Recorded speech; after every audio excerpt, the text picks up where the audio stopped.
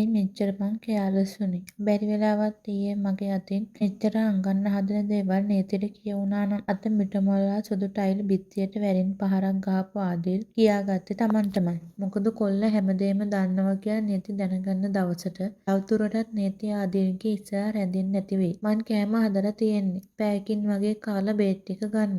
Extra කී එක මං ගත්ත නිසා හවසට මං එනකන් ඉන්න ඕනේ නැහැ. නිදාගන්න. යසස් කියාගෙන ගියත් තුෂි ඒ දේවල් අහන් හිටියා විතරයි. අද විට්ටට හේතු වෙලා ඉන්න කෙල්ලගේ ඇස් තිබ්බේ ඇඳට කෙලින්ම තියෙන කණ්ණාඩි මේසෙන් පේන තමන්ගේ යසස්ගේ ප්‍රතිබිම්බය මත. හරිද? යසස් අන්තිමේට අහද්දී කෙල්ල හා කියන්න ඔළුව වැනුවේ. තමුසේගේ මූණ වෙනස්. ආයෙ උණ ගනීගෙන එනවද? කෙල්ලගේ මූණේ තියෙන වෙනස් වීම පැහැදිලිවම යසස් දැක්කා. ඒකයි යන්න ගිහින් ආපහු කෙල්ල ළඟට ආවේ. කෙල්ලගේ නළල මතින් අත තියන්නත් කලින් කෙල්ල යසස ප්‍රතික්ෂේප කරමින් එස අනිත් පසට කරේ. කොල්ලා කිසිම දෙයක් නොකිය කෙල්ලගේ රූම් එකෙන් යන්න යද්දි තවත් ටික වෙලාවකින් යසස් පිටිවලා යන්න ඇහෙනකොට කෙල්ල කෙරේ කොට්ටෙන් මූණ ඔබාගත්ත එක. වතුර මල යටින් මිදුණු ආදිල් ඊළඟ මොහොතේ බලාගෙන හිටියේ කැඩපතින් පෙනෙන තමන්ගේ ප්‍රතිරූපය දිහා. ඊයේ තමන්ගේ ඉස්සරහට ආපු ඒ රූපේ මොන හේතුවකට ඒ විදියට මුණ ගැහුණද කියලා හිතාගන්න බැරි වුණත් ඒ වෙලාවේ ඉඳන් තමන්ගේ පාලනේ ගිහිලා ගිය බව විතරයි කොල්ලා දන්නේ. අවසානයේ ගිලිහිලා ගිය සිතුවිලි එක්තැන් කරගන්න කොල්ලා නතර වුණේ හොඳ සිහියකින් යන තැනක නෙමෙයි. කැඩපතින් පේන තමන්ගේ ප්‍රතිබිම්බය දකිද්දි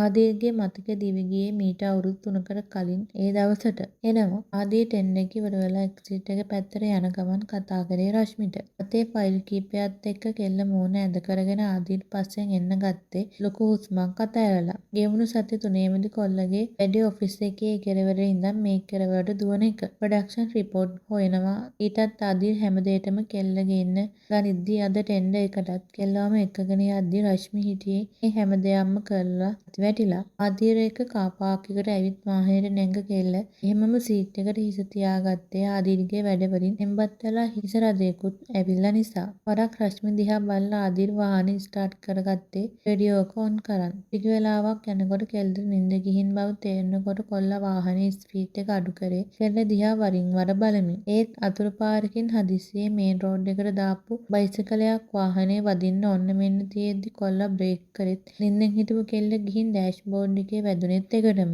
බ්‍රේක් පාර නිසාම රශ්මිය හැරුණේ නළලත් අල්ලගෙන. එක පාටම නිින්දෙන් නැගිට්ට ගමන් වෙච්ච දේ හිතාගන්න බැරි වුණත් තප්පර දෙක තුනක් යනකොට වෙච්ච දේවල් හිතාගන්න කෙල්ලට අමාරු වුණේ නැහැ. මොන සීන්ද තමුසේ ඉන්නේ. වාහනේ යනකොට සීට් බෙල්ට් එක දාගන්න ඕනේ නේද? වාහනේ නවත්තලා ආදිල් කෑ ගහනකොට රශ්මි මුකුත් නොකිය බිම බලාගත්තේ වර්ධ කෙල්ලගේ අතේ නිසා. තවත් විනාඩි 10කින් විතර ඔෆිස් කාර් පාක් එකේ වාහනේ නතර වෙද්දී ආදීටත් කලින් වාහනෙන් බහැපු කෙල්ල අඩියෙන් දෙකින් එලිවර්ට් එක පැත්තට ඇවිදගෙන යන්න ගියේ. ආදීරුත් ඒ හා සමාන වේගයකින් කෙල්ල පසුපසින් ඇවිදගෙන එද්දි සර් එලිවර්ට් එකට නගින්න ඔන්න මෙන්න තියෙද්දි ආදීල් කෙල්ලගේ අතින් අල්ලලා තමන්ගේ පැත්තට හරවා ගත්තේ. කෙල්ල ආදීල්ගේ ගහණයෙන් ගැලවෙන්න උත්සාහ කරද්දී අම්සේක පාත් මට දාන්න එන්න එපා. සීට් බෙල්ට් දාගත්තේ නැති වුණාට මං පදි නෑනේ. කෙල්ල වාහනේ නතර කරපු ගමන් දොර සද්දෙන් වහලා දාලා ඇතුළට යන්න යද්දී ආදීට කේන්ති ගියේ. රශ්මි කොල්ලව කෑ නොකර ගස්සගෙන වගේ ගිය එකට. ආදීල්ගේ දැඟිලි වලට කෙල්ලගේ අත තද වෙද්දී කෙල්ල ආදීල්ගෙන් අත ගලව ගන්න ඇදුවත් උනේ තවත් ග්‍රහණය වැඩි වුණ එක විතරයි. මට මොකද්ද කරන්න කියන්නේ සර්? ඔය වෙලෙත් කෑ ගහනවා.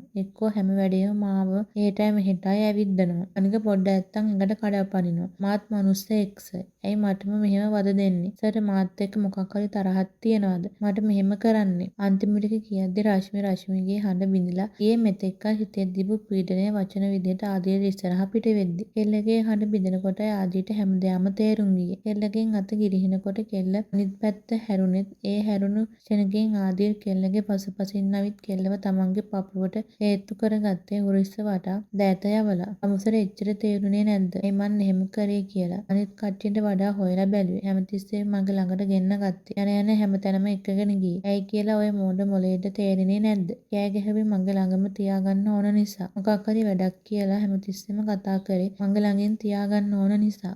ඔහොම ඉන්නවද දඟලන්නේ නැතුව? අන්තිම ටිකත් අහගන්නවා. අනිත් අයගේ ෆයිල්ස් තමුසෙට කම්ප්ලීට් කරන්න දුන්නේ හොරෙන් තමුසේ මට ගස්සන්න හැටි බලන්න. බිම අඩි හප්ප යන හැටි බලන්න. ඉතින් තමුසෙට ඒක තේරුනේ නැති එකට මන් මොනවා කරන්නද? ඒ නිසා මේ දේ හොඳට අහගන්නවා. මම මේ ආදිල් විජය බණ්ඩාර තමසට කැමති. කෙල්ලගේ සවුන ළඟට ලන් වෙලා ආදිල් මුණද්දි කෙල්ල කරන්ට් එකක් වැදිලා වගේ ආදිල්ගෙන් ඈත් උනේ අඩියෙන් අඩිය පස්සට යන ගමන්. කෙල්ල අඩියෙන් අඩියෙන් පස්සට තියෙනකොට ආදිල් අඩියෙන් අඩිය ඉස්සරහට තිබ්බේ රශ්මි ගිහිල්ලා රිවර්ට් එකේ ඕල් එකේ ගැටලා නතර වෙද්දි. තව කොහෙ දුවන්නද මගේ ප්‍රශ්නෙට උත්තරයක් දෙනවා. මට කැමතිද නැද්ද? රශ්මිගේ උරහිස දෙපසින් දෑත් තියලා ආදිල් කෙල්ලට ළඟදී රශ්මි බිම බලා ගත්තේ. ඒ වෙලේ ආදිල්ගේ ඇසට තිබ්බ කාන්තිය දරා ගන්න බැරුව. සර්මන් කෙල්ලට ඊළඟට කියන්න නොදී ආදිල් රශ්මිගේ මූණ තමන්ගේ පැත්තට හරවා ගත්තේ වචන මිනිටු ඇස්සේ වෙනුවෙන් කතා කරද්දි. ඒ ඇස්වල කතාව ආදිල්ට තේරුම් යද්දි මුවේ ඇඳුණු හිනාවකුත් එක්ක ආදිල්ගේ ලවන් රශ්මිගේ ලවන් මත ස්පර්ශ වුණේ ස්පර්ශයෙන් කෙල්ලගේ දැස් පීවිලා යනකොට. සර් අපි ලෑස්ති. අතීතාවර්ජනයේ ගිලිලා හිටපු ආදිල් ෆීසියට ආවේ නියෝගය හඬින්. එහෙමම බැල්කනි එකෙන් ආව කොල්ලා ෆෝන් එකත් අතට අරන් පඩිපෙළ බැහැගෙන ආවේ ඒ වෙනකොටත් අත පහු වෙලා විනාඩි ගණනාවක් ගත වෙලා නිසා. මට සම්බන්ධයි.